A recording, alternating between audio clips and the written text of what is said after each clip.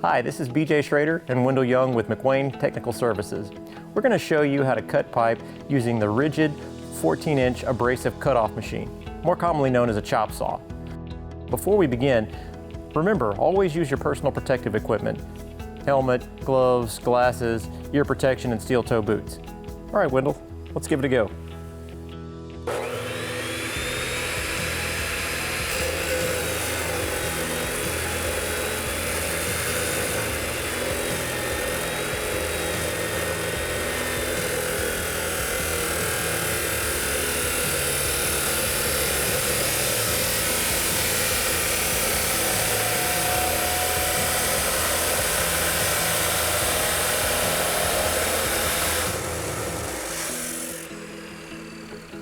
The reason we want to use the chop saw is because you get a good, clean cut. A good, clean cut ensures that you'll have a proper seal against the center stop of the gasket. That's how you cut pipe using the Ridgid 14-inch abrasive cutoff machine.